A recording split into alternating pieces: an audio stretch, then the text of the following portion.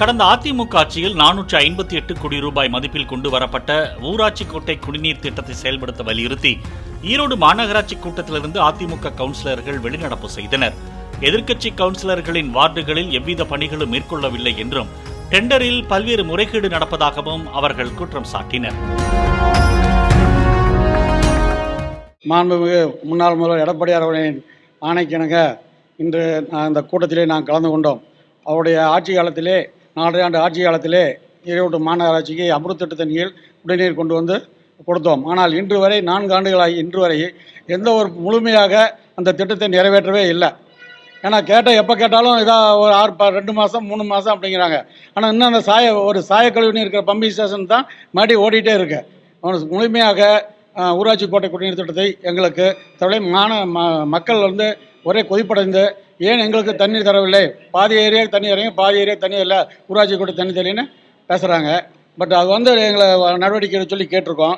அப்போ பார்த்தீங்கன்னா தீர்மானம் 1, 2 இந்த தண்ணி குடிநீருக்கு டெபாசிட்டு இதெல்லாம் ஏற்றுறது இதெல்லாம் ரத்து பண்ண சொல்லி பாதாள சாக்கடைக்கு ரத்து பண்ண சொல்லி கேட்டிருக்கோம். 1, 2 தீர்மானத்தை ரத்து பண்ண சொல்லி கேட்டிருக்கோம்.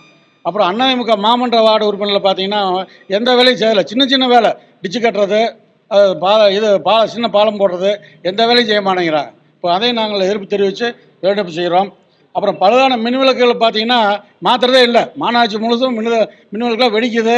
ஆனால் அந்த மின் விளக்கில் மாற்று விளக்கில் பொருத்தப்படவில்லை. இதுவரை 1 வாரம் 10 நாள் கூட கொடுக்கணும். கேட்டால் நீ இப்போ 3 மாதம் ஆகுங்கிறாங்க.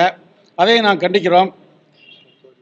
அப்புறம் சொத்து வரி உங்களுக்கே தெரியும், ஒவ்வொரு மாநகராட்சி மாமன்ற கூட்டத்தை எப்பவுமே 3 மாதமாக நாங்கள் வெளிநடப்பு செஞ்சுட்டே இருக்கோம்.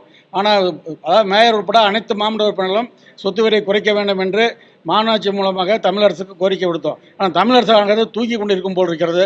அந்த ஒரு நடவடிக்கை எடுக்கல. என்ன குறைக்கல அப்படிங்கிற ரிசல்ட் கொடுத்தா தான் மாநகராட்சி மக்கள் அதுக்கு உண்டான பதிலை கேட்குறாங்க. எங்கள் இடத்துல வரி போடுறதுக்கு குறைப்போம் என்று பேப்பரில் வந்துருச்சு. ஆனால் குறைக்க மாட்டேங்கிறாங்க.